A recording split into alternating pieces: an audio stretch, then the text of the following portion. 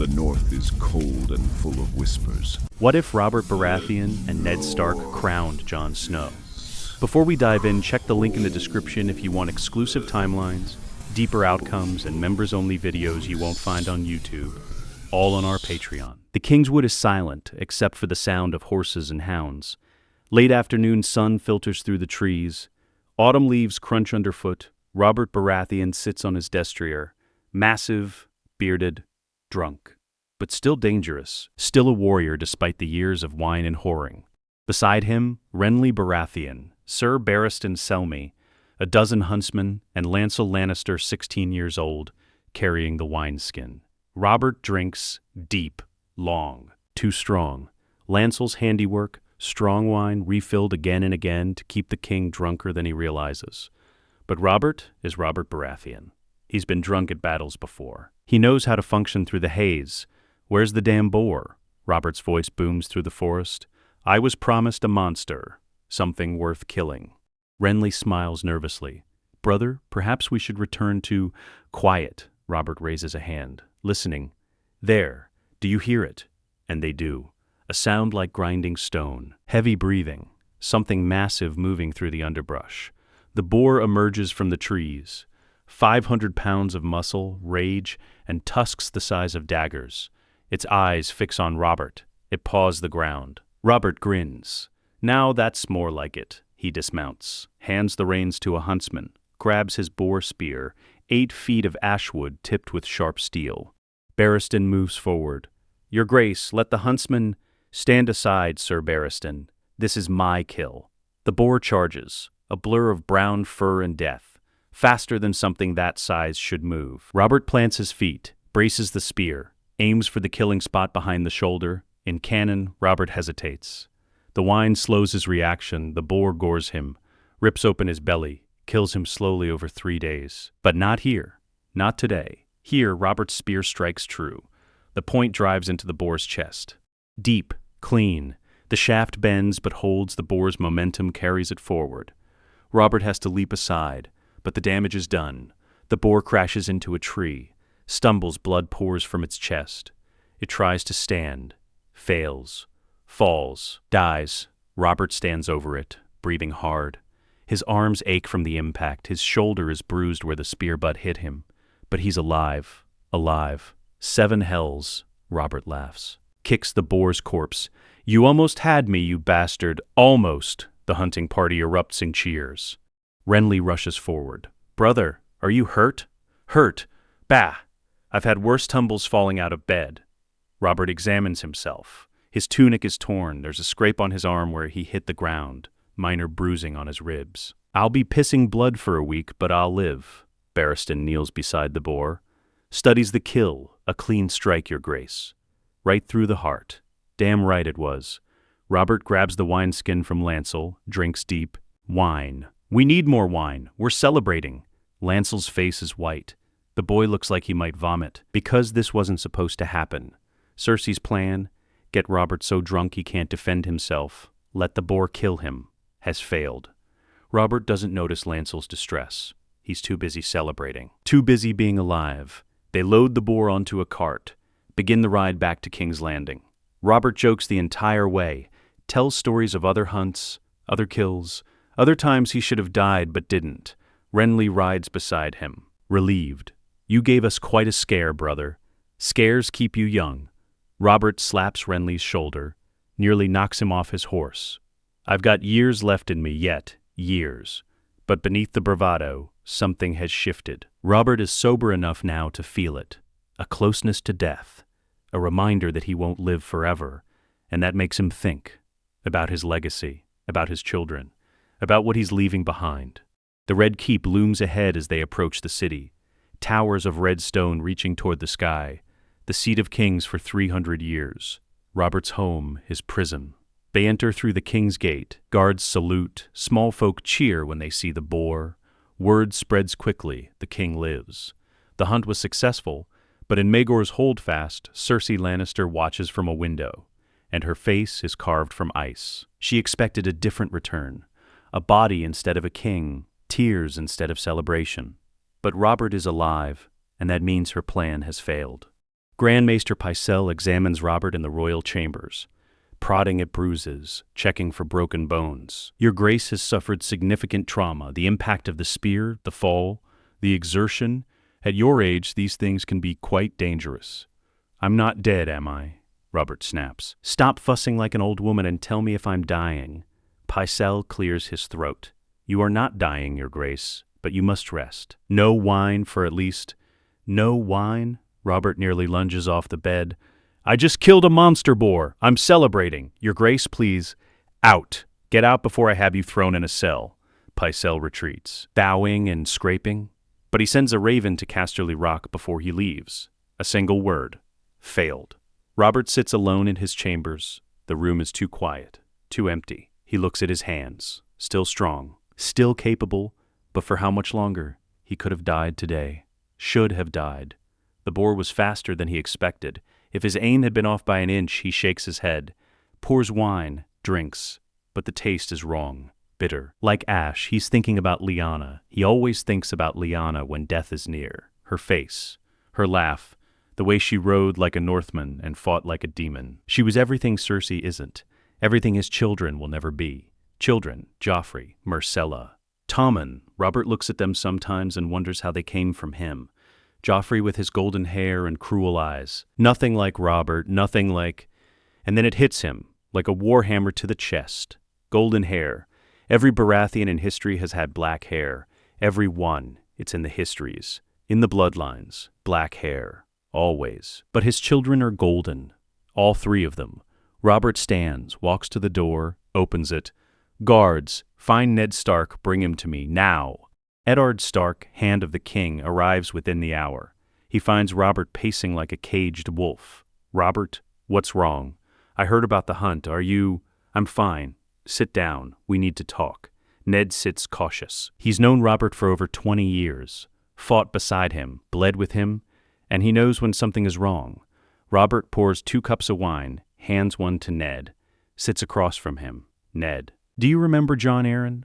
Of course, he was like a father to us both. He died investigating something in a book. Do you know what book? Ned's face is carefully neutral. I don't. Liar. Robert's voice is flat. You're a terrible liar, Ned. Always have been. Jon Arryn was reading the lineages and histories of the great houses of the 7 kingdoms. Why? Ned is silent for a long moment. Then, Robert, there are things better left. No. Robert slams his cup down. Wine splashes. No more secrets. I almost died today, Ned. Died. And I'm sitting here thinking about what I'm leaving behind. My throne. My kingdom. My children. And I realized, I don't know my children. They don't look like me. They don't act like me. They're nothing like me. Robert, get me that book. Now. I need to see it. Ned doesn't move. Robert, please. Think about what you're asking. I am thinking. That's the problem. I've spent 17 years not thinking, not paying attention, just drinking and whoring and pretending everything is fine. But it's not fine, is it? Jon Arryn knew something, and he died for it. And now I need to know, get me that damn book. Ned closes his eyes. A decision made. He stands. I'll get it. But Robert, what you're about to learn will change everything. Good. I'm tired of things staying the same. Ned returns an hour later, carries a massive tome, sets it on the table between them, the lineages and histories of the great houses of the 7 kingdoms. Ned's voice is heavy. Jon Arryn spent weeks reading this before he died. Robert opens it, pages through entries, finds House Baratheon, and reads, Orys Baratheon, black of hair. Steffan Baratheon, black of hair. Every entry, every Baratheon, for 300 years, black of hair. Robert's hands shake. He looks up at Ned. Tell me it isn't true. Ned meets his eyes. Joffrey, Myrcella, and Tommen are not your children, Robert. They're Jaime Lannisters. Born of incest between Cersei and her twin brother. The silence is deafening. Then Robert explodes. He overturns the table. The book crashes to the floor. Wine everywhere. Robert grabs a chair and smashes it against the wall. Then another and another. That bitch! That lying Lannister whore! Ned stands, doesn't try to stop him, just waits. Robert's rage burns through the room like wildfire. Everything breakable he breaks. Everything he can throw, he throws. The destruction is absolute. And then, finally, he stops. Breathing hard, hands bleeding from splinters, face red. I'll kill them all. His voice is quiet now. Deadly. Cersei. Jaime. Even the children. I'll kill every last Lannister in Westeros. No. Ned's voice is firm. Not the children. They're not my children. They're Lannister bastards. They are children. Innocent children who didn't choose their parents. You will not kill children, Robert. I won't allow it. Robert rounds on him. You won't allow it?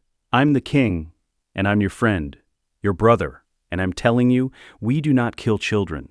We are not Tywin Lannister. We are not Gregor Clegane. We do not murder babes to make a point. Robert's fists clench. For a moment, it looks like he might strike Ned, but then the rage drains out of him. He collapses into a chair, puts his face in his hands. What do I do, Ned? What do I do with this? Ned sits beside him. We remove Cersei from power. Quietly, we send her into exile. The children go to Casterly Rock. Jaime takes the Black. And we find you a proper heir. Stannis. He's the lawful heir. Yes, but Robert, Ned hesitates. There's something else. Something I need to tell you. About Lyanna. Robert looks up, and the pain in his eyes is unbearable. What about her? Ned takes a breath. This is it. The secret he's kept for 15 years. The lie that's eaten at him every day since the Tower of Joy. Jon Snow is not my bastard son. Robert stares. What? Jon Snow, the boy I claimed as my own, he's not mine. Then whose? Robert stops. Understanding crashes over him like a wave. No, don't you dare. He's Lyanna's son. Born at the Tower of Joy, she died bringing him into the world, made me promise to protect him, to keep him safe from you. From me, Robert stands. Towers over Ned. You think I would hurt Lyanna's child? He's also Rhaegar's son, and there it is, the truth. Raw and terrible, Robert's face goes through a dozen emotions. Rage, grief, confusion, horror, and finally something else, something softer. Lyanna had a child? Yes. A boy. She named him Aegon, but I couldn't call him that. Not with Robert Baratheon as king. So I called him Jon Snow, my bastard, to hide him, to protect him. Robert sinks back into his chair. Where is he? The Wall. He's been at Castle Black a fortnight as a recruit. He hasn't yet spoken his vows. The ceremony is days away. Stop him. Robert's command is instant. Urgent. Send riders. Bring him back, now. Robert, he's Lyanna's son. Ned, Lyanna's. All this time I thought she died leaving nothing behind. But she left. She left a child. And you hid him from me. To protect him, you would have killed him. You killed Rhaegar's other children. I didn't. Robert's voice cracks. Tywin did that. Gregor Clegane, I came to King's Landing and found them dead. I didn't order it. I didn't want it. And you think I would kill Lyanna's baby? Her child? Ned is quiet. I didn't know. I couldn't risk it. What does he look like? Robert's voice is small now, almost broken. Jon, what does he look like? He has Lyanna's eyes. Gray as a winter sky, dark hair. The Stark look. He's quiet. Honorable. Good with a sword. He looks like her, Robert. Acts like her. He has her fire, her courage.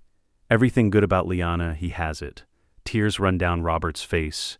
He doesn't wipe them away. I want to see him, bring him to King's Landing.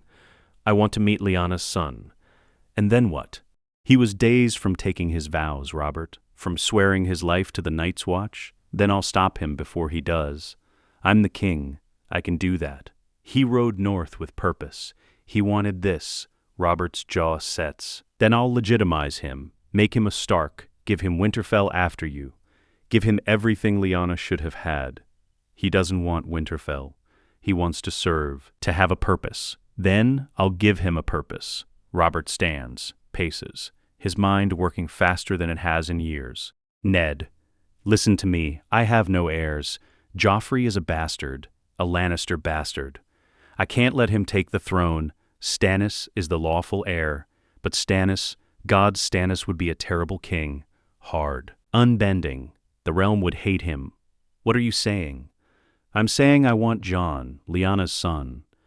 I'll legitimize him, adopt him, Make him Jon Baratheon, and name him my heir, Prince of Dragonstone, the next king." Ned stares. "You can't be serious." "I'm completely serious. He's Lyanna's blood, my nephew. Close enough? And you say he's honorable? Good? Everything Joffrey isn't? Yes, but then it's settled. Send riders to the wall, bring the boy back, and tomorrow we shatter House Lannister." Ned's voice is careful. "Robert, if you do this, Tywin will go to war. Let him. I've beaten him before. I'll beat him again." Robert's eyes are hard, focused, more sober than Ned has seen him in years. "The Lannisters put bastards on my throne. They dishonored me, dishonored my house. They think they can rule through lies and incest. I'll show them what happens when you betray a Baratheon. And Jon, have you thought about what this does to him?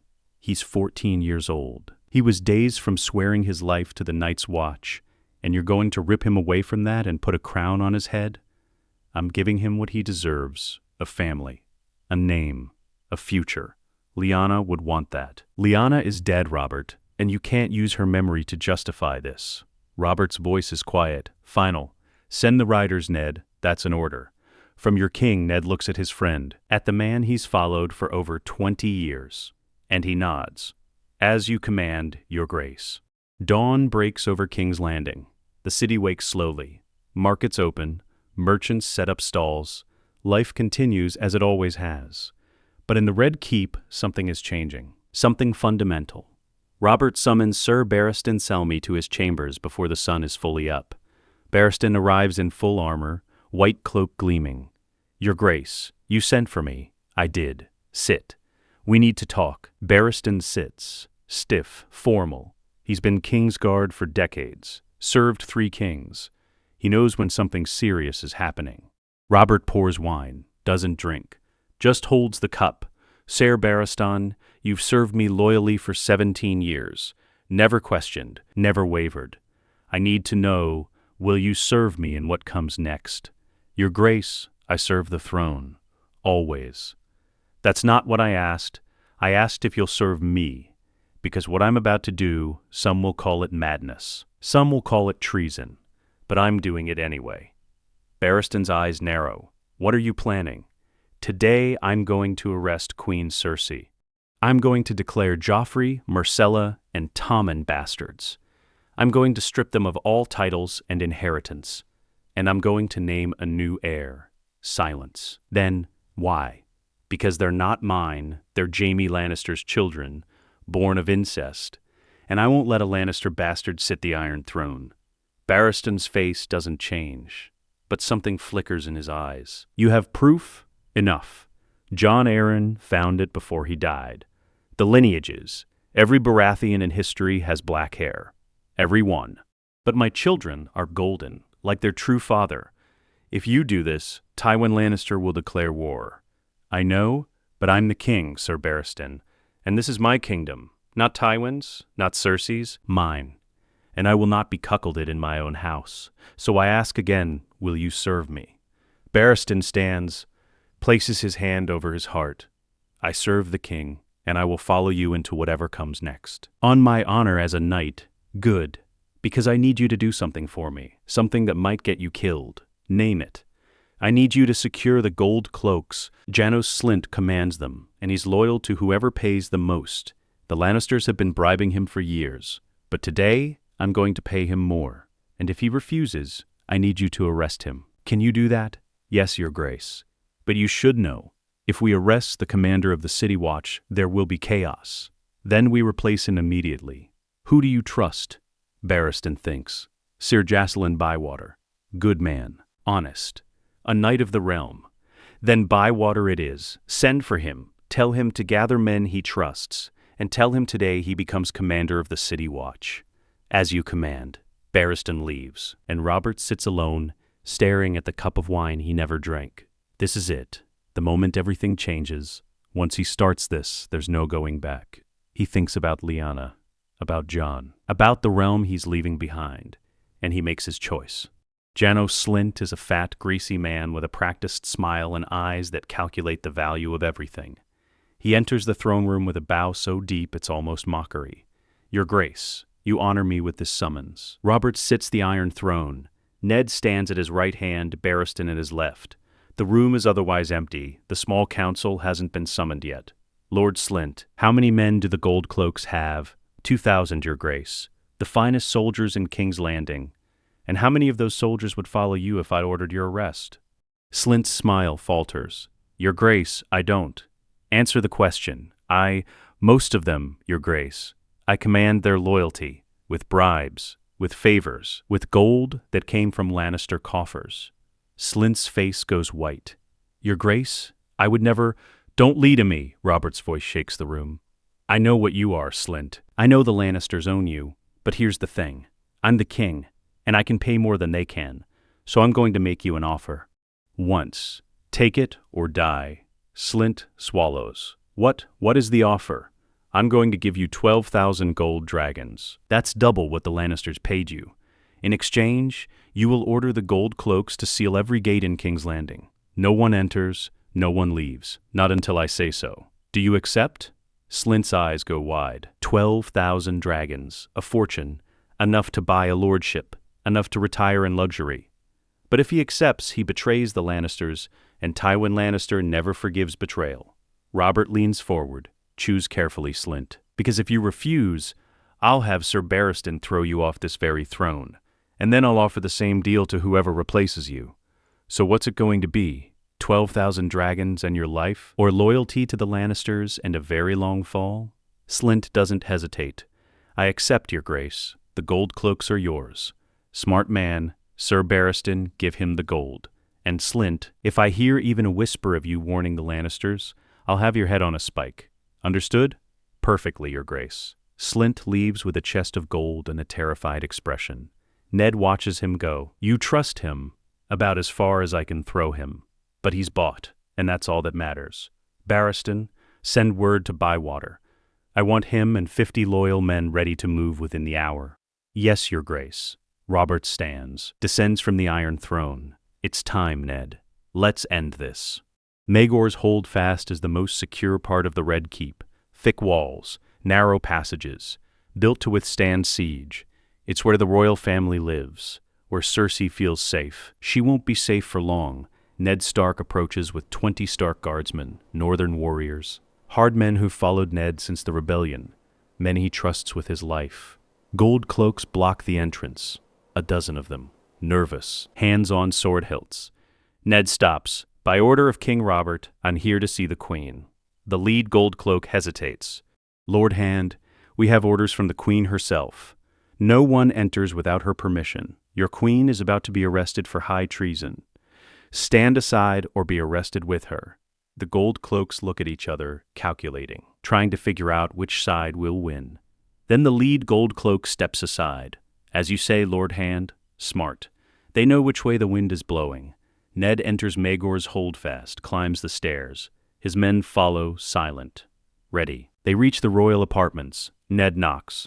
What is it? Cersei's voice. Irritated. It's Eddard Stark. I need to speak with you. A pause. Then the door opens. Cersei stands there in a green silk gown.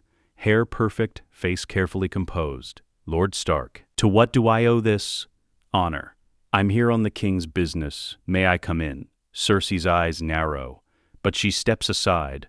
Of course, Ned enters. His guards stay outside. For now, the room is lavish, tapestries on the walls, furniture of carved oak and gold, everything expensive, everything Lannister. Joffrey sits near the window, 12 years old, golden hair, green eyes, cruel little mouth. What does the hand of the king want with my mother? I need to speak with your mother alone, Prince Joffrey. I'm the prince. You don't give me orders. Cersei places a hand on her son's shoulder. Joffrey, go to your chambers. I'll handle this. Joffrey glares but obeys. When he's gone, Cersei turns to Ned, and her mask drops. What do you want, Stark? By order of King Robert Baratheon, you are under arrest for high treason. Cersei laughs, actually laughs. Treason? On what grounds? Adultery, incest, passing off bastards as royal heirs. Should I continue? The laughter dies. Cersei's face goes cold. You have the lineages. We have Jon Arryn's investigation. We have eyes. Every Baratheon in history has black hair. Your children are golden. All 3 of them. That proves nothing. Genetics are not exact. They're Jaime's children. You know it. I know it. And now Robert knows it. It's over, Cersei. You're done. For a moment, Cersei just stares. Then she smiles. Slow, dangerous. You think Robert will execute me? His wife? The mother of his children? He doesn't have the stomach for it. You're right. He won't execute you. He's sending you to the Silent Sisters. Exile, your children go to Casterly Rock. Jaime takes the Black. The Lannister name will survive. That's more mercy than Tywin Lannister showed Rhaegar's children. My father will never allow this. Your father is at Casterly Rock, 2 weeks away by forced march. By the time he knows what's happened, you'll already be gone. King's Landing will be locked down, and there's nothing he can do about it. Cersei's composure cracks. You can't do this. I'm the queen. You're a traitor, and this is the king's mercy. Be grateful for it. Ned opens the door. His guards enter. Take her. Gently. But take her. Cersei fights, screams, curses, but it doesn't matter. The guards are stronger. They bind her hands, lead her away. As she passes Ned, she hisses, "You'll regret this, Stark. My father will make you regret this. You, your wife, your children. All of you will pay for this." Ned doesn't respond, just watches as they take her, and feels nothing but relief. Jaime Lannister is in the White Sword Tower when they come for him, polishing his armor. Lost in thought, he doesn't hear them until it's too late. The door bursts open, Sir Barristan Selmy enters. 10 gold cloaks behind him, Jaime stands, hand on sword. What is this? By order of King Robert, you are under arrest. Arrested? For what? Fathering bastards with the queen. Treason, breaking your sacred vows. Jaime's face goes blank. Then he draws his sword. I'm not going anywhere. Barristan draws his own blade. Don't do this, Jaime. You can't win. Surrender. I'll die before I let you take me. You might die anyway. Is that what you want? To die here, in this tower, alone? Jaime hesitates. The math is simple, 1 against 11. Even he can't win those odds. Where's Cersei in a cell, awaiting exile? And my children? Being sent to Casterly Rock. Jaime's jaw clenches. You're sending my sister to the Silent Sisters, stealing my children. And you expect me to surrender peacefully? I expect you to be smart. If you fight, you die. If you surrender, you take the Black. You live. You serve at the Wall. It's more than most traitors get. The Wall. Jaime spits the words like poison. The frozen waste where failures go to die, or where honorable men go to serve. Your choice. Jaime looks at his sword, at Barristan, at the gold cloaks, and he lowers his blade. Fine. I surrender. But know this, Selmy. Robert Baratheon just made the biggest mistake of his life.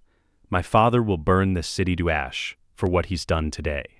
Perhaps, but you won't be here to see it. They bind Jaime's hands, strip him of his white cloak, lead him away, and the Kingslayer becomes just another prisoner.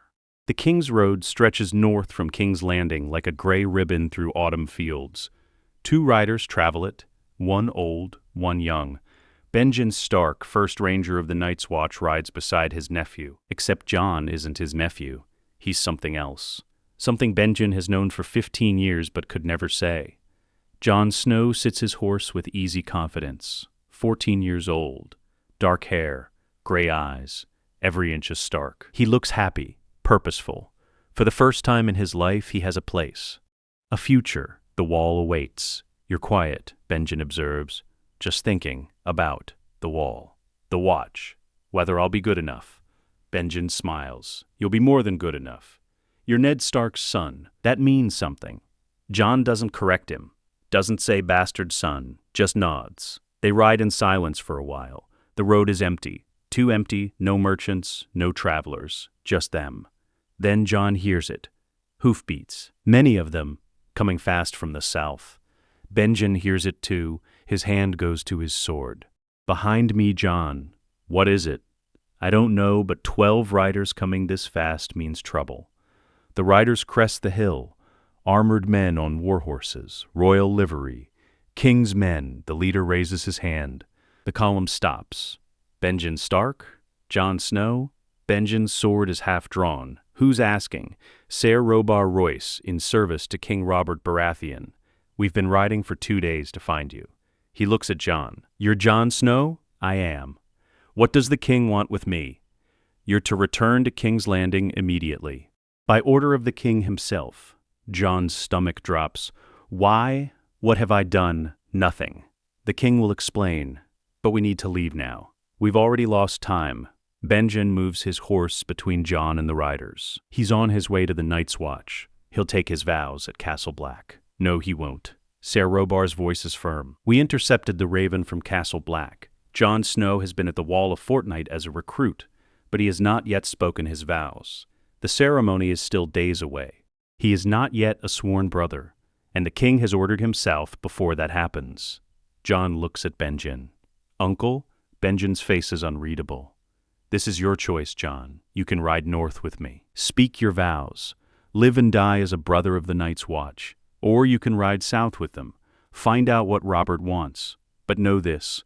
If you ride south, everything changes. Your life, your future, all of it. Jon's mind races. 2 weeks ago, he had set his course. He planned to swear his life to the Watch. Swear to take no wife, hold no lands, father no children. It felt right. Felt like he finally belonged somewhere. But the king himself is summoning him. Why? What could Robert Baratheon possibly want with a bastard from the north? I'll go. The words come before Jon fully thinks them through. I'll ride to King's Landing. But if the king has no good reason for this, I'm coming back to the Wall. I made a promise. Ser Robar nods. Fair enough. Mount up. We ride hard. The king is waiting. Benjen grips Jon's shoulder. Whatever happens, remember who you are. Remember where you come from. And Jon, your father would be proud of you. Never forget that. Which father? Jon asks quietly. The one who raised me, or the one I never knew. Benjen's face darkens. Ned Stark is your father in every way that matters. Don't ever doubt that. Jon nods, turns his horse south, and rides away from the only future he'd ever planned. The journey takes 5 days. They ride dawn to dusk, stop only to rest the horses. Jon barely sleeps, his mind won't stop racing. What does Robert want? Is it about Ned? Is the Hand in trouble? Did something happen to his sisters? Ser Robar won't answer questions, just says, the king will explain everything. On the 5th day they see it, King's Landing. The Red Keep rising above the city like a fortress of blood. Jon has never seen anything like it. Winterfell is gray stone and ice. King's Landing is chaos. Color, noise. The smell hits him first. Unwashed bodies, fish, shit, smoke. 500,000 people crammed into a city built for far fewer. They enter through the King's Gate. Gold cloaks everywhere, more than Jon has ever seen. Armed, watchful, something has happened. Something big. They ride through the streets. People stare at Jon, whisper. He catches fragments. Lannister, bastards, the Queen from the north. They reach the Red Keep. The gates open. Jon dismounts in the outer ward. His legs ache. His body is exhausted. But his mind is sharp. Ser Robar leads him inside. Through corridors of red stone, past guards, past servants who stare like Jon is a ghost. They stop at a door. Ser Robar knocks. Enter. Ned's voice. Jon's heart leaps. He pushes through the door. Father, Ned Stark stands by a window. Turns, and the relief on his face is overwhelming. He crosses the room, embraces Jon. Hard. You're here, thank the gods. You're here. Father, what's happening? Why did the king summon me? Is something wrong? Ned pulls back, looks at Jon, and there's something in his eyes. Grief, fear, love. Jon, sit down. There's something I need to tell you. Something I should have told you years ago. Jon sits, wary. What is it? Ned takes a breath. And for the first time in Jon's life, he sees his father, the man he's always thought of as his father, struggle for words. You're not my son. Jon goes very still. What? You're not my bastard. I never lay with your mother. I never dishonored Catelyn. Everything you've believed about yourself, about where you came from, it was a lie. My lie. To protect you. Jon can't breathe. Can't think. I don't understand. Your mother was Lyanna Stark. My sister. Your father was... Ned stops. Swallows. Your father doesn't matter. What matters is Lyanna. She died bringing you into the world. Made me promise to keep you safe. To hide you. So I claimed you as mine. Let the world think I'd fathered a bastard. Let Catelyn hate you. Let you grow up thinking you were unwanted. And I'm sorry, Jon. I'm so sorry. Jon's world tilts. Lyanna Stark. Robert's Lyanna. The woman the entire realm went to war for? My mother was Lyanna Stark? His voice sounds distant, not his own. Then I'm not a Snow. I'm a Stark. By blood, yes, but there's more. Ned moves to the door, opens it. Robert, he's ready. And Robert Baratheon enters, the king of the Seven Kingdoms. Massive, bearded, eyes red from drink or grief or both. He looks at Jon and stops, just stares. Gods. Robert's voice breaks. You look just like her. Jon stands, bows. Your grace. Don't. Robert waves it away. Don't bow to me. Your family. You're Lyanna's son. My nephew. He crosses to Jon, places massive hands on Jon's shoulders. You're all I have left of her. Jon doesn't know what to say, doesn't know what to feel. This is King Robert, the man who killed Rhaegar Targaryen. The man who loved Lyanna so much he started a war when she was taken. And he's calling Jon family. Your Grace, I don't understand. Why am I here? Robert releases him, pours wine, drinks. Because I need you. The realm needs you. Jon, I have no heirs. Joffrey, Myrcella, Tommen, they're not mine. They're Lannister bastards. Born of incest between Cersei and her brother Jaime, the throne has no legitimate heir. And I'm not giving it to Stannis. My brother is dutiful, but he'd be a terrible king. Hard. Unforgiving. The realm would tear itself apart. But what does that have to do with me? Everything. Robert's eyes are intense, focused. I want to legitimize you, adopt you into House Baratheon, make you Jon Baratheon, and name you Prince of Dragonstone, heir to the Iron Throne. Silence. Absolute silence. Then Jon laughs. He can't help it. It's absurd. Insane. You're joking. I am not joking. Robert's voice is steel. You are Lyanna's son, my nephew by blood, raised by Ned Stark, the most honorable man in the Seven Kingdoms. You have Stark honor and Baratheon blood. You're everything Joffrey isn't, everything a king should be. Your Grace, I'm a bastard. I don't know how to be a prince. You know how to be honorable. Ned's voice cuts through. You know right from wrong. You know duty, honor, sacrifice. That's what a king needs. Not politics, not schemes. Just the will to do what's right, even when it costs everything. Jon looks between them, at Robert, at Ned, at two men who've shaped the realm for 17 years. I was days from taking my vows, from swearing my life to the Night's Watch. Your vows aren't binding yet. Robert's tone softens. I checked. You haven't yet spoken the words. You're not a brother of the Watch. Not yet. So I'm offering you a choice. Take your vows. Go to the wall. Freeze for the rest of your life. Or stay here. Be my son. Be my heir. Help me fix this broken realm. And if I refuse, then I'll let you go. I won't force this on you. But Jon, think about what you're refusing. A name, a family, a chance to matter, to actually make a difference in the world. And if I refuse, then I'll let you go. I won't force this on you. But Jon, think about what you're refusing. A name, a family, a chance to matter, to actually make a difference in the world. I'm not a Baratheon. I'm not even a... He stops, because he was going to say I'm not even a Stark. But he is, by blood, Lyanna's son. I need time to think. Robert nods. You have until tomorrow. But know this, Tywin Lannister is coming. When he learns what I've done to his daughter and grandchildren, he'll march on King's Landing with every soldier in the West. War is coming, and I need you to decide if you're going to stand with me or run to the wall and hide. The words sting, but they're not unfair. Jon stands. I'll give you my answer tomorrow, Your Grace. Good enough. Robert claps him on the shoulder, nearly knocks him over. Ned, get the boy some food, a bath, a bed. He looks like he's been riding for days. I have been, Robert grins. Then you've earned a rest. Welcome to King's Landing, Jon Snow. Or should I start calling you Jon Baratheon? Jon doesn't answer, just follows Ned out of the room, and tries to understand how his entire life just shattered and rebuilt itself in the span of 10 minutes.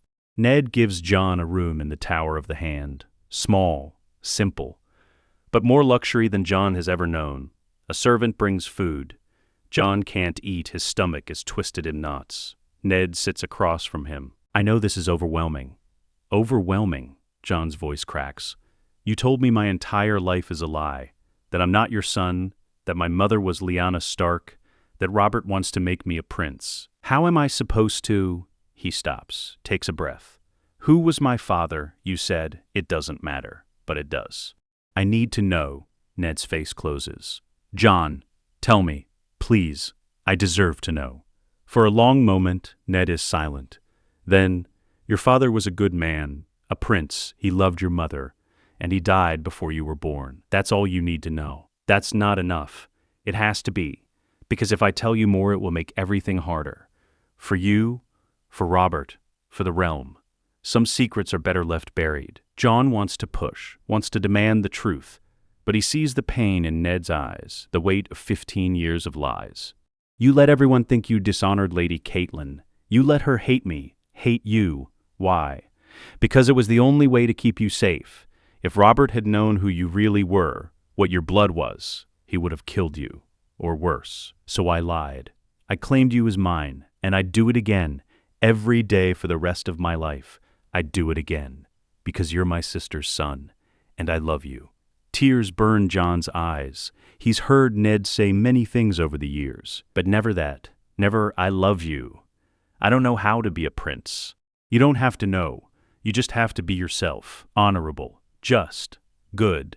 The rest we'll figure out. And if I say no, if I go back to the wall, then I'll support you. I'll defend your choice. But Jon, Robert is right. War is coming. Tywin Lannister will not accept what Robert has done. He'll march on King's Landing. He'll burn the city if he has to. And thousands will die. But if you stand with Robert, if you give the realm something to believe in, a just heir, a good king, maybe we can win. Maybe we can end this before it destroys everything. Jon looks at his hands, calloused from sword practice, scarred from years at Winterfell. I'm 14 years old. I don't know how to lead an army. I don't know politics. I don't know how to be what Robert needs. Then we'll teach you, Robert and I. We'll teach you everything we know. How to command, how to inspire, how to be a king. You won't be alone in this, Jon. You'll have us. You'll have the North. You'll have everyone who believes in honor and justice and doing what's right. Jon stands, walks to the window, looks out at King's Landing, at the sprawling city, at the people who have no idea their world is about to change. If I do this, if I accept, I can never go back, can I, to being Jon Snow, to being nobody. No, but you were never nobody. You were always Lyanna's son. You were always meant for something more. Jon closes his eyes, thinks about the wall, about the vows he almost took, about a life of cold and duty and anonymity. Then he thinks about Robb, about Arya, about the family he thought he'd lost when he left Winterfell. I'll do it. The words come out quiet, firm. I'll accept Robert's offer. I'll be his heir. But not because I want a crown, because you're right, war is coming, and I can't run from it. I won't. Ned stands, embraces him. Your mother would be proud of you. Would she? She didn't even know me. She knew you'd be brave. She knew you'd be good.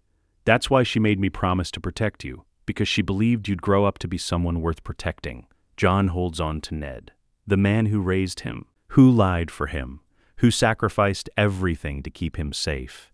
Thank you for everything, for lying, for protecting me, for being my father, even when I wasn't really your son. You were always my son, Jon. Blood doesn't change that. You always will be. Morning comes too fast. Jon barely slept, spent the night staring at the ceiling, trying to comprehend the impossible. He's Lyanna Stark's son, Robert's nephew, about to become a prince. It feels like a dream, or a nightmare. He can't tell which. A servant arrives with clothes, fine clothes, black and gold, Baratheon colors mixed with northern simplicity. Jon dresses, looks at himself in the polished bronze mirror, and doesn't recognize the person staring back. Ned comes to collect him. Ready? No. But I'll never be ready, so let's do this. They walk through the Red Keep, servants bow, guards salute, everyone stares. Word has spread, the bastard from the north. The boy the king is making his heir. They reach the throne room. The doors are closed. Ned stops. Once we go through those doors, there's no going back. Are you certain? Jon takes a breath. Yes.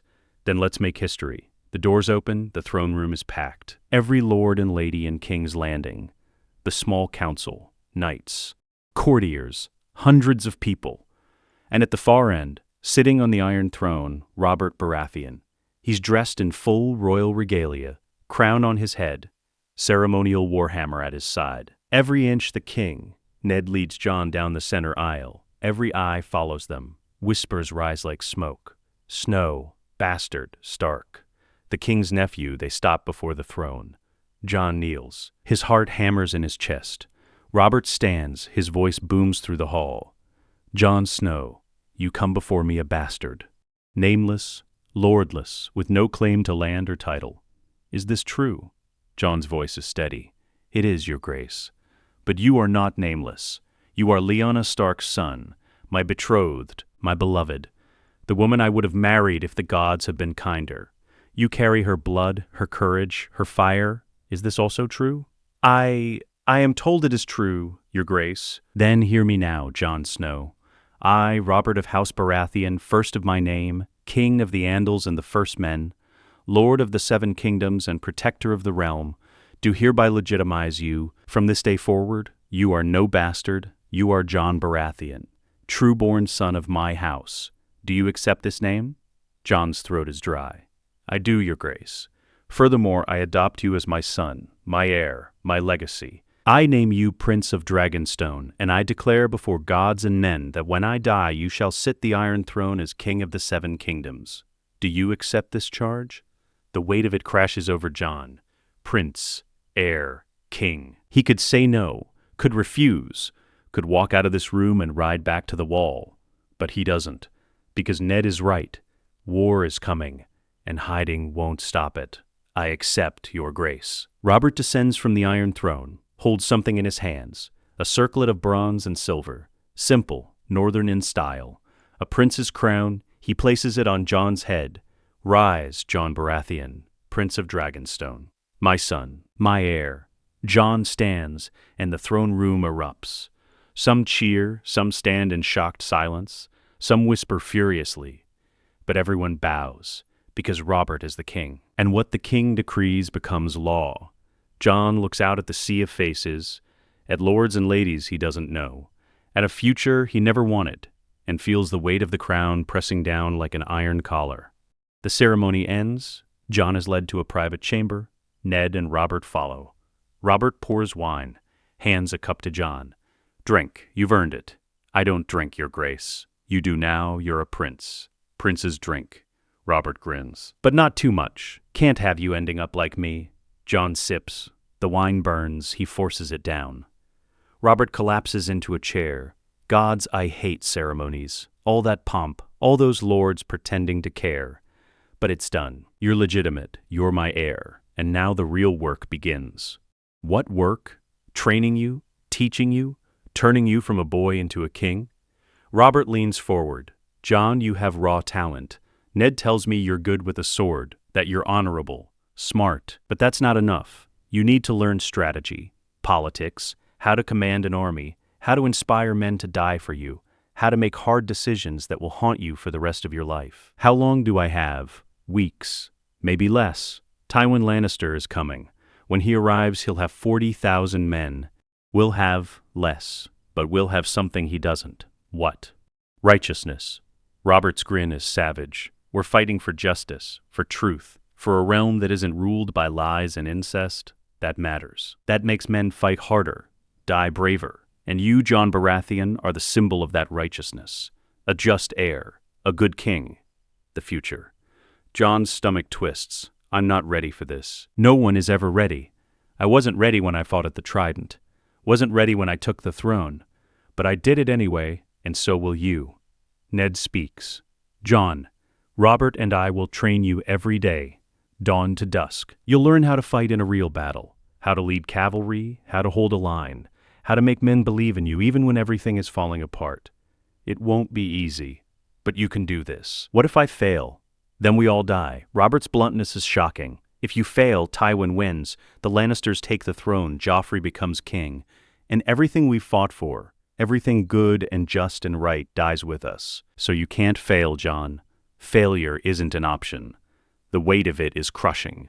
Jon wants to scream, wants to run, wants to go back to being Jon Snow, the bastard who didn't matter. But he can't. That life is gone. Burned away the moment he accepted the crown. When do we start? Robert stands, claps Jon on the shoulder. Now, right now, grab a sword. We're going to the training yard. Time to see if Ned's been teaching you properly or if I need to beat some skill into you. Robert, he just got here, he needs rest. He can rest when he's dead. Right now, he needs to learn how to survive. Robert's eyes are hard. Tywin won't give us time to prepare, neither will I. Come on, boy. Let's see what you're made of. Jon follows Robert out of the room, Ned beside him, and his training begins. The training yard is brutal. Robert fights like a demon. No mercy, no holding back. Jon blocks, dodges, tries to land a hit, fails. Robert's practice sword crashes into Jon's ribs. Jon goes down. Hard. Get up. Robert's voice booms. You think Tywin's men will wait for you to catch your breath? Get up. Jon struggles to his feet, raises his sword, charges. Robert sidesteps, brings his sword down on Jon's shoulder. Jon collapses again. You're fighting like a boy. Like this is practice. Fight like your life depends on it. Jon's anger flares. He lunges, swings wildly. Robert catches the blade, twists, disarms Jon. The practice sword goes flying. Better, you're getting angry. Good, use that. But don't let it control you. Anger makes you stupid. Channel it. Make it a weapon. Jon retrieves his sword. His body aches. His pride is shattered. But he doesn't quit. Raises his sword, attacks again. This time Robert doesn't counter immediately. He lets Jon press, lets him find his rhythm. Jon swings high, low, feints, tries combinations. And finally, he lands a hit. The practice sword taps Robert's side. Robert grins. There it is. That's what I want. Again. They fight for hours. Jon loses every bout, but he gets better, faster, smarter. By the time Robert calls a halt, Jon can barely stand. His muscles scream. His hands are blistered. He's never been this exhausted in his life. Robert tosses him a water skin. Not bad for a first day. I didn't win a single match. You weren't supposed to. You were supposed to learn, and you did. Tomorrow, we do it again. And the day after, and every day until you can beat me. Or until Tywin arrives and we fight for real. Jon drinks. The water is warm, tastes like heaven. How long until Tywin knows? He already knows. I sent him a raven, told him what I did, what I'm doing, gave him a choice, bend the knee and accept Jon as heir, or come to King's Landing and try to stop me. And his response, Robert's grin is feral. He's coming. With every man he can muster, he'll be here in 2 weeks. Maybe less, so we have 2 weeks to turn you into a warrior, 2 weeks to prepare, 2 weeks to get ready for the fight of our lives. Jon looks at the practice sword in his hand, at the blood on his palms, at the future racing toward him like a charging boar. Then we'd better not waste time. Robert laughs, claps Jon on the back. That's the spirit. Now go. Eat. Rest. Tomorrow at dawn, we start again. And Jon, welcome to the family. You're one of us now. Stag and wolf.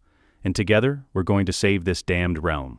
Jon nods. Too exhausted to speak, he limps back to his chambers, collapses on the bed, doesn't even remove his boots, and dreams of war. Tywin Lannister stands on the battlements of his ancestral seat. Below, an army assembles. 40,000 men, the largest host the West has fielded since Robert's rebellion. Banners ripple in the wind.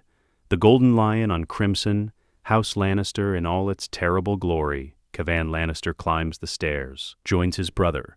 The last of the levies arrived this morning. We're at full strength. Good. Tywin's voice is cold, controlled. But beneath the surface, fury. Absolute, incandescent fury. How long to King's Landing? 2 weeks by forced march. Less if we push harder. We push harder. I want to be at the walls of King's Landing in 10 days. Kevin hesitates. Brother, Robert has declared war on us. He's branded Cersei a traitor, stripped Jaime of his cloak, called our grandchildren bastards. This is the end of House Lannister, or the end of House Baratheon. There is no middle ground. Tywin turns. His eyes are chips of green ice. Robert thinks he can humiliate us, destroy our legacy, put some northern bastard on the throne and expect the realm to accept it. He's wrong, and I'm going to prove it. The boy is Lyanna Stark's son, Robert's nephew. That gives him some legitimacy. He's a bastard, Legitimized or not, he's still Snow, and I will not kneel to a Snow. Tywin's hands clench the stone.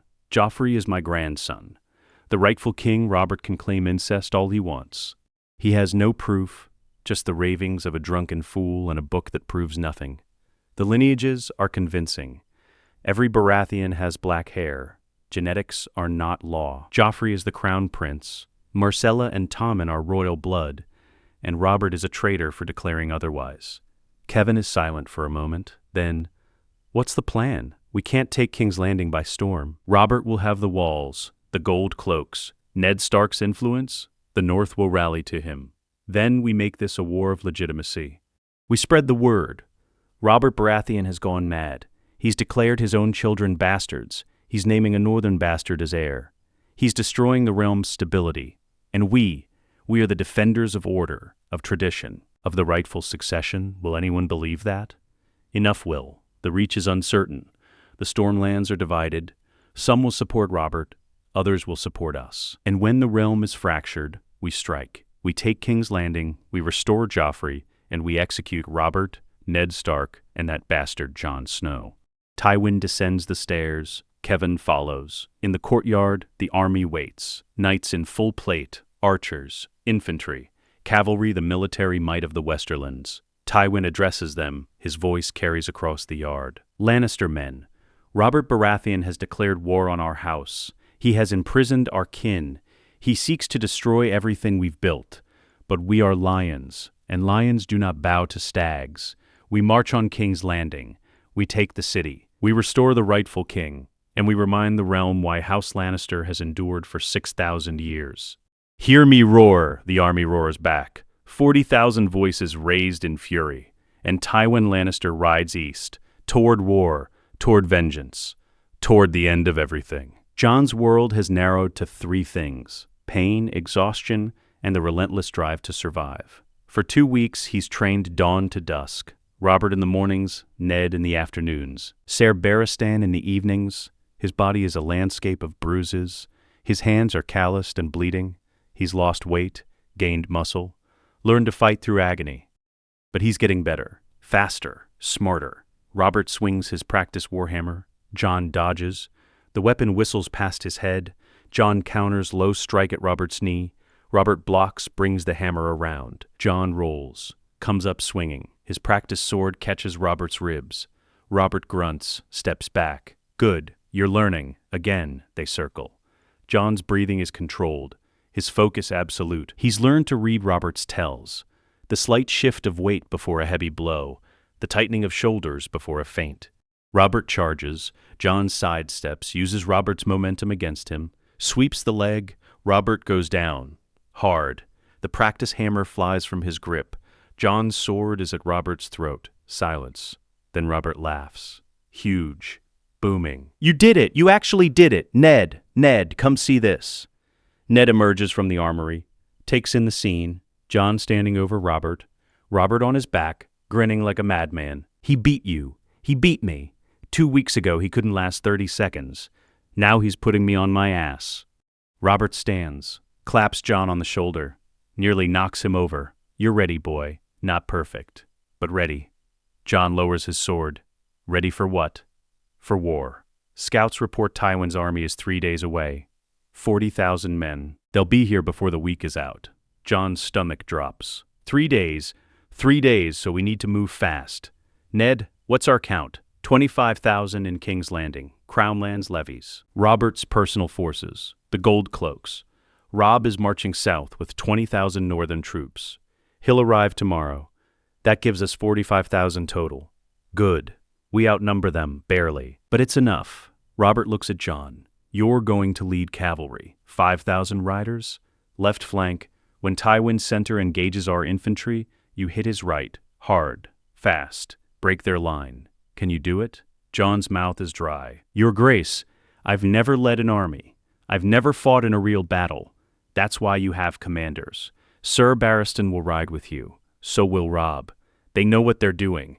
You just need to inspire the men. Make them believe in you. Make them willing to die for you.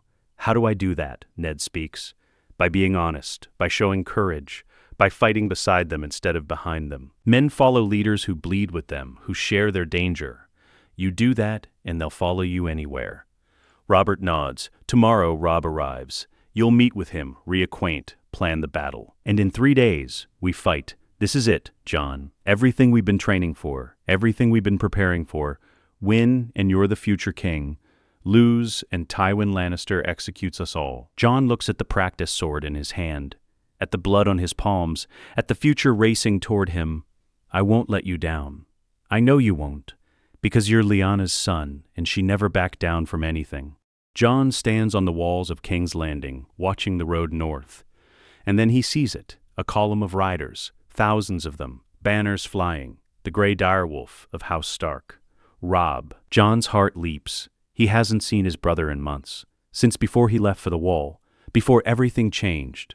The gates open, the Northern Army enters, 20,000 strong, battle-hardened, ready, and at the head, Robb Stark, 14 years old, red-brown hair, blue eyes, every inch a king, even without a crown. Jon descends from the walls, runs to the courtyard. Robb dismounts, sees Jon, and for a moment they just stare. Then Robb crosses the distance, embraces Jon. Hard, Jon. Gods, Jon, I heard what happened, what Robert did, what you've become. I can barely believe it. Jon holds his brother. I can barely believe it either. Robb pulls back, studies Jon's face. Prince of Dragonstone, heir to the Iron Throne. What happened to the bastard who didn't want anything? He learned he wasn't a bastard, and that sometimes wanting doesn't matter. Duty does. Robb's smile is sad. Sounds like something father would say. He did. Many times over the past 2 weeks, they walk through the Red Keep, side by side, like old times. Except everything is different now. Robb speaks quietly. Father told me about your mother, about Lyanna, about who you really are. Jon stops. You know, I know you're my cousin, not my brother. I know you're Robert's nephew. I know you have a claim to the throne that's stronger than Joffrey's ever was. And that doesn't bother you? Bother me? Jon, you're family. You've always been family. I don't care if you're a Snow or a Stark or a Baratheon. You're still the boy I grew up with, the one who taught me how to shoot, who took a sword from me when we were sparring, who always had my back. That doesn't change. Jon's throat tightens. I'm glad you're here. Where else would I be? Robert called the banners. You're about to fight the Lannisters. You think I'd let you do that alone? Robb grins. Besides, someone needs to make sure you don't get yourself killed in your first real battle. Robert put me in command of the cavalry. 5,000 men. I have no idea what I'm doing. Lucky for you, I do. I've been training with the great Jon for months. He's taught me everything he knows about leading men in battle. We'll figure it out together. They reach the war room. Ned and Robert are waiting. Maps spread across the table. Pieces representing armies. Robert looks up. Robb Stark. About damn time you got here. We've got a war to plan. Robb bows. Your Grace, my men are at your disposal. Good, because in 3 days, Tywin Lannister arrives with 40,000 men and we're going to crush him. They gather around the table. Robert outlines the strategy. Tywin will march on King's Landing. He'll expect us to defend the walls. Wait for siege. But that's not what we're doing. We're meeting him on the Gold Road. Open battle. We take the fight to him before he can dig in. Ned traces the road on the map. Our forces. Center, I'll hold with 15,000 infantry. Right flank, Ser Barristan with 5,000 reserves. Left flank, Jon and Robb with 5,000 cavalry. Robert will command the center alongside me. Jon studies the map. Tywin has 40,000. We have 45. That's not much of an advantage. It's enough. Tywin's forces have been marching for 2 weeks. They're tired, we're rested, they're fighting for pride, we're fighting for justice. That matters. Robb leans forward. What's the objective? Break their line? Force retreat. Robert's grin is savage. Kill Tywin Lannister, cut off the head, the body dies. If we can get to Tywin, if we can bring him down, the Lannister army collapses. That's the goal. Everything else is secondary. Jon's pulse quickens. And if we fail, then we die. And Tywin takes King's Landing, and Joffrey sits the Iron Throne, and everything we fought for dies with us. Robert meets Jon's eyes. So we don't fail. Understood. Understood. They planned through the night. Positions, signals, contingencies. By the time dawn breaks, Jon's head is swimming with tactics and troop movements. But he understands the core. Hold the center. Hit the flanks. Find Tywin. End him. Simple in theory, brutal in practice. The armies face each other across a field of autumn grass. 2 miles apart, banners snapping in the wind. On one side, the royal forces, black and gold, the crowned stag, the direwolf united. On the other, the Lannister host, crimson and gold, the roaring lion. Immense. Jon sits his horse on the left flank, 5,000 cavalry behind him. Robb beside him, Sir Barristan on his other side. His armor feels too heavy, his sword too light. His heart hammers against his ribs. This is real. This is happening. In minutes, thousands of men will die. Robb leans over. First battle? Yes. Mine too? Scared. Terrified. Good. Means you're not an idiot. Robb grins. Just remember, stay on your horse, stay with the formation, and when we charge, don't think. Just ride. The rest will follow. Sir Barristan speaks. Prince Jon, the men are watching you. They need to see confidence, strength. Can you give them that? Jon takes a breath, turns in his saddle, looks at the 5,000 riders behind him. Young men, old men, knights, commoners, all staring at him, waiting. He raises his voice. Men of the Crown Lands, men of the North, today we fight for justice, for truth, for a realm that isn't ruled by lies and incest. The Lannisters think they can buy their way to the throne. They think gold matters more than honor. They're wrong, and we're going to prove it. For the stag, for the wolf, for the realm. The cavalry roars, swords raised, voices lifted. Jon's fear doesn't disappear, but it transforms. Into focus, into purpose. Across the field, war horns sound. The Lannister army begins to move, and the Battle of the Gold Road begins. The Lannister vanguard charges, 20,000 infantry, a wall of crimson and steel. Robert's center holds the line. 15,000 men, shields locked, spears braced. The armies crash together. The sound is deafening, metal on metal. Screams, war cries. Jon watches from the flank, waiting. His orders are clear: hold until the center is fully engaged. Then strike. Robb's hand grips his reins. Not yet. Not yet. Wait for it. The Lannister right flank moves forward, trying to envelop Robert's center. Expose the infantry to flanking attacks. Now, Barristan's command cuts through the chaos. Charge! Jon kicks his horse. With me, 5,000 cavalry surge forward. A thundering wave of horseflesh and steel. They hit the Lannister flank like a hammer. Lances punch through armor. Horses trample infantry. The impact is devastating. Jon's lance shatters on a Lannister shield. He draws his sword, a good northern blade weighted and true. He cuts down a soldier, then another. Blood sprays, men scream. Robb is beside him, fighting like a demon. Keep moving. Don't stop. They drive deep into the Lannister line, breaking formations, scattering troops. But the Lannisters rally. Knights in heavy armor push back. Jon's cavalry begins to slow. Wheel around, Barristan's voice. Reform! Second charge.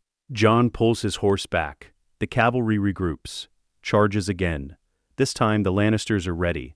They've formed shield walls, spears bristling. Jon's horse rears. He barely stays in the saddle. A spear grazes his arm. Pain flares. Robb grabs his reins. Jon, you're hit. I'm fine. Keep fighting. But he's not fine. Blood runs down his arm. His grip on his sword is slippery, and then he sees it. Across the battlefield, a figure in golden armor, surrounded by guards. Tywin Lannister. Jon's vision narrows. This is it. The objective. Kill Tywin, end the war. Robb, Barristan. There, Tywin. Barristan follows his gaze. We can't reach him. Too many men in the way. Then we make a path. Charge. Jon doesn't wait for permission. He kicks his horse, drives toward Tywin. Robb and Barristan follow. So do 100 cavalry. They cut through Lannister lines. Jon fights like a man possessed. His blade flashes. Men fall. But they're not going to make it. There are too many. Too much ground to cover. And then, from the north, war horns, different ones. Deeper. Jon looks up and sees them. More banners. The gray direwolf. But these aren't Robb's men. These are fresh forces. northern reinforcements, and at their head, the great Jon Umber, massive, roaring, leading a charge of 5,000 Northmen directly at Tywin's position. The two forces collide. The battle becomes chaos. Jon loses sight of Tywin, loses sight of everything except survival. He fights, blocks, parries, cuts. His world narrows to the next enemy, the next blow, and then suddenly it's over. The Lannisters break. They're retreating, running. Sir Barristan grabs Jon's reins. "Prince Jon, stand down. We've won." Jon looks around. The field is a charnel house. Thousands dead. Blood everywhere. But the Lannister banners are fleeing west, and the royal forces hold the field. They won. Jon slides off his horse. His legs give out. He collapses in the grass. Robb kneels beside him. Jon, are you hurt?" I killed men. So many men. You did what you had to. You fought well." Jon looks at his hands, covered in blood. Not all of it his. This is what it means to be a prince. To be a king? Killing? Robb's voice is quiet. Sometimes, but also protecting, saving, making the hard choices so others don't have to. You saved lives today, Jon. By fighting. By leading. Remember that. Robert approaches, covered in gore, limping slightly, but grinning. "Jon, you magnificent bastard. You did it. You broke their flank, drove them back. Did we kill Tywin?" Robert's grin fades. "No, he retreated before we could reach him. The great Jon nearly had him, but Tywin's guards held the line long enough for him to escape. He's riding west, back to Casterly Rock. Ned arrives, also wounded, a cut across his temple. Casualties? 8,000 dead, ours and theirs combined. Maybe more." Robert's voice is heavy. "Tywin lost 12,000. We lost 8. We won. But gods, what a cost." Jon closes his eyes. 8,000 dead, 8,000 men who woke up this morning and will never see tomorrow. And he helped kill them. What now? Jon's voice is hollow. "Now we pursue. Tywin's retreating to Casterly Rock. We can't let him fortify. We need to hit him while he's weak. End this before he can rebuild." Ned shakes his head. "Robert, our men are exhausted. They've just fought a major battle. We need to rest, regroup. We need to win. Tywin won't give us time to rest. Neither will I. We march west, tomorrow. Before Tywin can dig in." Jon struggles to his feet. "If we march on Casterly Rock, we're fighting on his ground, his territory. That's suicide." Robert looks at him. "You have a better idea? Siege. We don't assault the rock, we surround it. Cut off supply lines, starve them out. It'll take longer, but fewer men die." Robert considers, then nods. "Smart. We'll do it. But we march tomorrow, no delays. Agreed?" Jon nods. Too exhausted to argue, they make camp on the battlefield, among the dead. Jon doesn't sleep, just stares at the stars and wonders how many more men will die before this is over. The siege is brutal, slow, grinding. Tywin has sealed himself inside the rock. 30,000 men, supplies for months. Impregnable walls, Robert's forces surround it. 45,000 strong, camps stretching for miles. Stannis' fleet blockades Lannisport. The Riverlands armies cut off supply routes. But they can't break in. Casterly Rock has never fallen to assault, and it won't start now. Jon sits in the command tent, studying maps, trying to find a weakness. Robb enters. The men are getting restless. "We've been here 2 weeks. Nothing's changed. Sieges take time, months, maybe years. We don't have years. Winter is coming. If we're still here when the snows fall, we're dead. Half the army will desert. The rest will freeze." Jon knows Robb is right, but what choice do they have? A guard enters. "Prince Jon, there's someone here to see you. Says it's urgent." "Who?" "Tyrion Lannister." Jon's eyes widen. "The imp? What's he doing here?" "He says he has information about the rock, about how to get inside." Jon and Robb exchange glances. "Bring him in." Tyrion Lannister is smaller than Jon expected, barely 4 feet tall, mismatched eyes, a face that's been broken and badly healed, but sharp. Gods, those eyes are sharp. Tyrion bows, mockingly. "Prince Jon, the bastard who became a prince? Or should I say, the prince who was always a bastard? It's confusing. What do you want, Lannister? To help you? To betray my family? to burn down everything my father built. Tyrion's smile is bitter, you know, the usual. Why would you do that?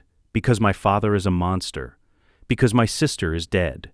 Because Jaime has been broken. Because I'm tired of being a Lannister. Tyrion pours himself wine, drinks, and because you have something I want. What? Casterly Rock.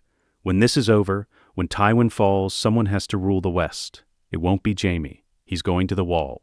It won't be Cersei. She's gone.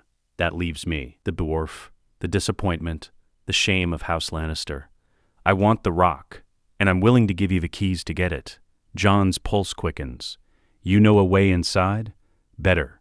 I know a secret passage. One Tywin doesn't know exists. I used it for years. To visit whores in Lannisport. To escape my father's wrath. To have some goddamned freedom. Tyrion sets down his cup. Give me Casterly Rock when this is over. Make me Lord of the West, and I'll get you inside. Robb speaks. How do we know you're telling the truth? This could be a trap. It could, but it's not. Because I hate my father more than I love my family. And because I'm smart enough to know Tywin Lannister is going to lose. Robert's forces are too strong.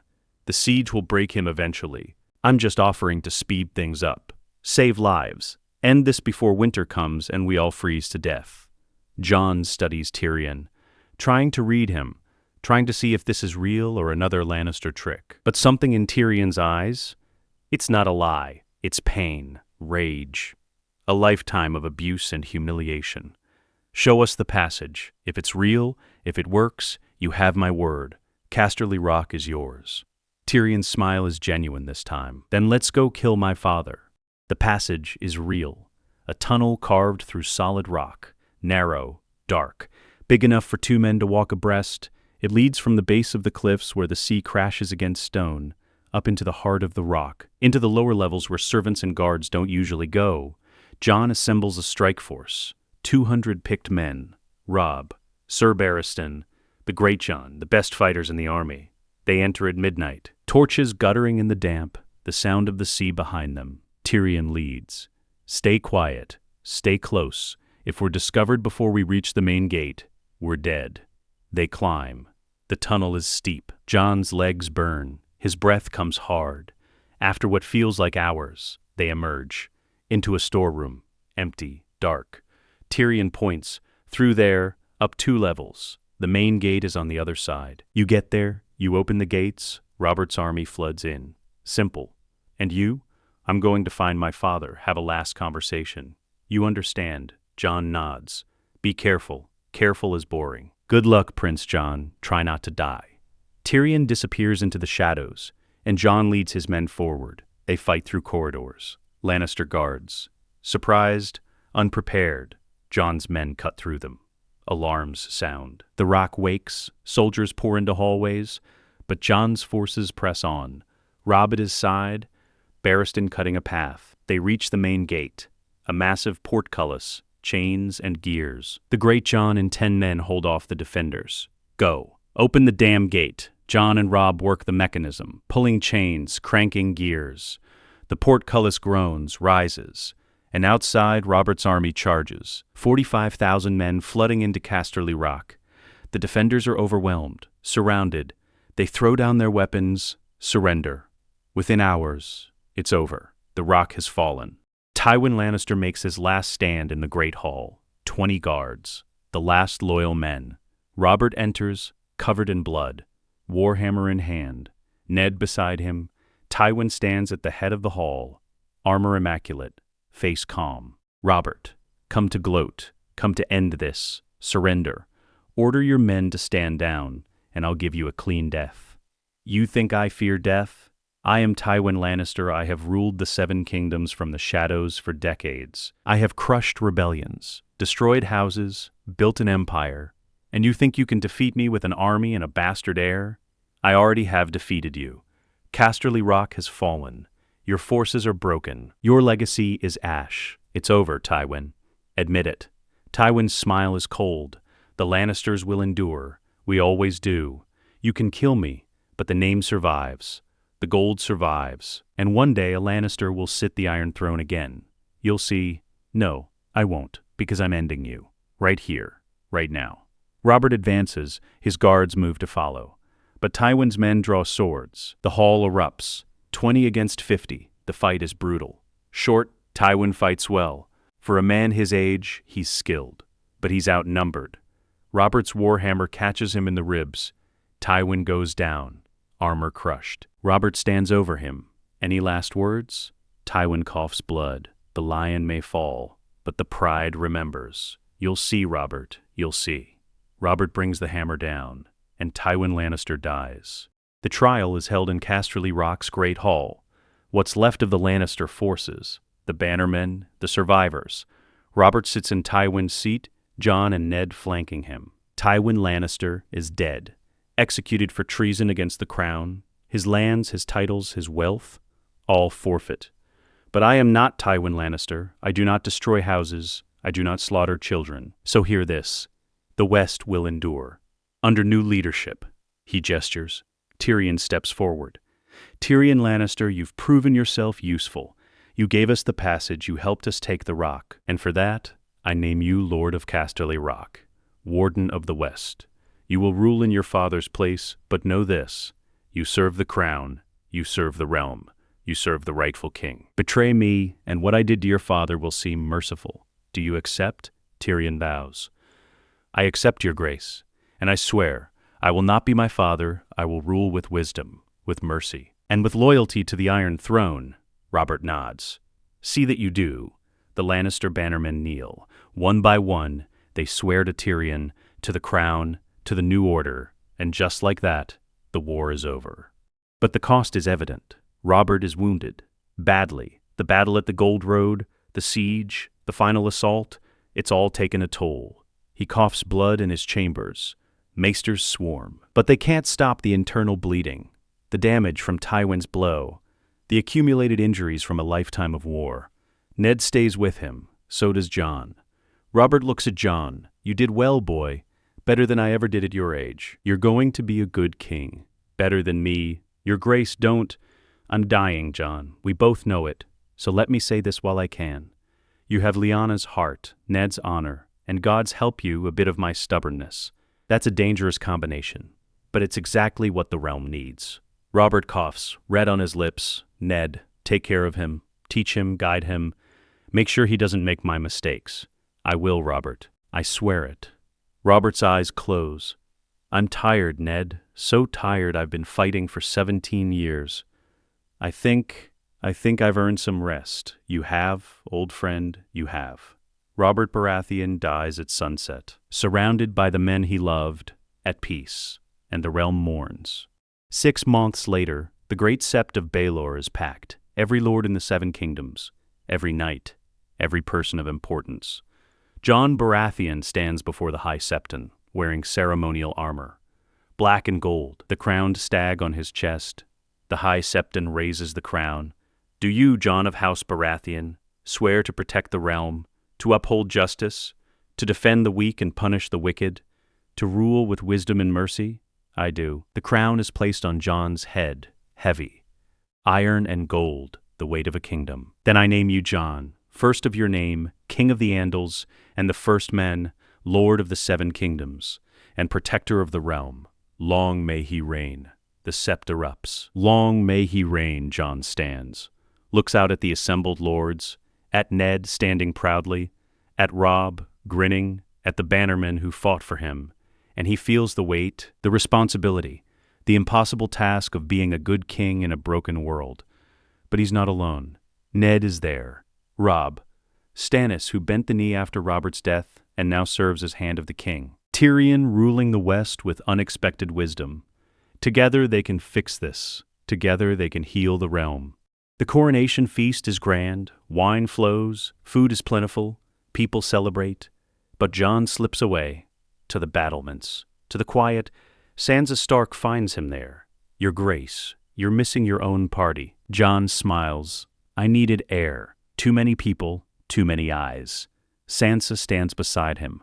I heard what you did, how you fought, how you won. I'm proud of you, Jon. Don't be. I killed thousands, destroyed a great house, put a crown on my head I never wanted. But you did it for the right reasons, to protect people, to end tyranny. That matters. Jon looks at her. Sansa has changed. Grown. She's no longer the silly girl who dreamed of knights and princes. She's harder, smarter, scarred by her time as Cersei's hostage. The small council wants me to marry, to secure alliances, to produce heirs. And who do they suggest? A Tyrell girl, or a Martell princess. Someone politically advantageous.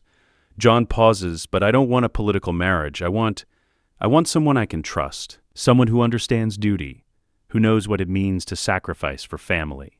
Sansa's eyes meet his. Someone like me? Yes, if you'll have me. I know it's not romantic. I know I'm not a knight from your songs. But I promise, I'll protect you. I'll honor you. I'll never hurt you. And I'll try to be a good husband if you'll give me the chance. Sansa considers, then nods. I'll marry you, Jon, not because the council demands it, but because you're right. We understand each other. We've both been shaped by duty and sacrifice. And together we might actually build something good. Jon takes her hand. Then we'll do it together. The wolf and the stag. The north and the south. United, they marry a month later. In the Godswood of the Red Keep, northern and southern traditions mixed. And the realm rejoices. The Stark Baratheon dynasty has begun. 5 years later, Jon Baratheon stands on the battlements of the Red Keep, looking north, always north. Beside him, his son, 3 years old, dark hair, gray eyes, named Eddard after the man who raised Jon. Sansa approaches, pregnant with their second child. He loves the view up here, just like you. He should know the north, even if we rule from the south. Jon picks up Eddard. See that little one? That's where your family comes from. Where honor was born, where the wolves run free. Eddard giggles. Points. Wolves. That's right, wolves. And one day you'll see them, I promise. Sansa smiles. The realm is doing well. Trade is up, crime is down. Stannis' reforms are working. Tyrion has turned the West into the richest region in Westeros. And he's actually paying taxes for once. We're building something good, Jon. Something that lasts. For now. But winter is coming. The maesters say the White Raven will fly soon. And when winter comes, the real test begins. Then we'll face it together like we've faced everything else. Jon looks out at the realm, at the city sprawling below, at the kingdoms stretching in every direction. He never wanted this, never asked for it.